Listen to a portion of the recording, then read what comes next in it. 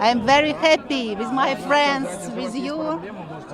So beautiful place. I love India. It's so good. It's amazing. We made a long trip here.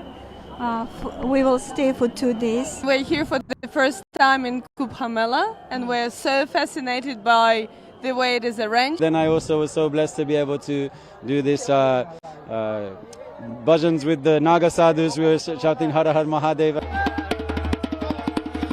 Namah Parvati. I'm very happy with my friends, with you. So beautiful place, so beautiful holiday. Thank you very much.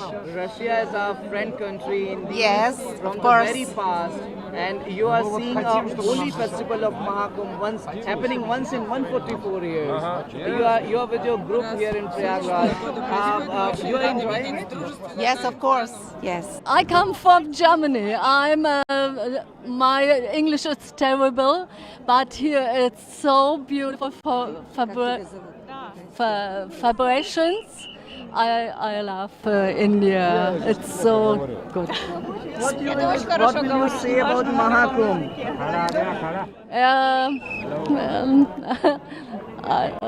I can just not understand. I'm so flashed. It's so kindless people here, and it's so many peace. It's amazing. We made a long trip here. We will stay for 2 days, and we appreciate so much for this opportunity to see this amazing festival. It takes for us a long way to come to our Father, Lord Shiva. My father? Yes, Like our your father? Father, Lord Shiva. We're here for the first time in Kumbh Mela, and we're so fascinated by the way it is arranged, the way how many people we see and how friendly all of them are to us. So thank you very much for having us here. We will definitely never forget this, and we wish the Holy Land of India to prosper and to host as many people as it can. Thank you. A flock of devotees taking a holy dip. You are witnessing a flock of devotees here in the Prayagraj at the Triveni Sangam. Are you gonna take a dip at the holy river in Triveni Sangam? I have just did that, and we all did. So we're very happy about that. It's very, very nice and safe and beautiful and amazing and full of the Holy Spirit. I'm so happy and thankful to be here. That is my Guru Mata's blessing that I've been able to be here, and my friends from Vishalakshi Mata Shakti Peetham who took me here. I've been in Kashi every day and doing sadhana Ganga Snanam there, and I wasn't so sure even about coming with all so much rush and crowd, but then I also was so blessed to be able to do this bhajans with the Naga sadhus. We were shouting Har Har Mahadeva, and I felt very happy and Ananda, and doing the Ganga Snanam, that purification, such a blessing beyond words. Anandam.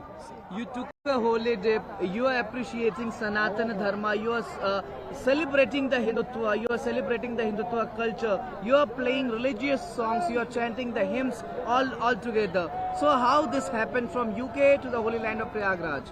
So, you know, one really beautiful thing that's been explained to me from my Indian friends who've introduced me to this, Sanatan Dharma is actually the original culture of the entire world, the entire planet.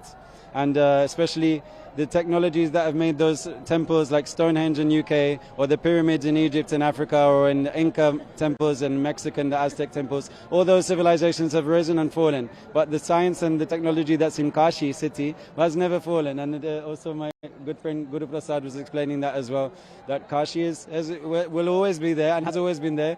And so this is the original place, but you know, even at some point, the whole world was one big landmass. So you see the indigenous practices and even all the so-called religious practices are all different forms of bhakti yoga, and all the tribal practices are all different ways of Sanatan Dharma. They all honor the sun, the moon, the stars, the rivers, the water, the Panchabhut Mahabhutas.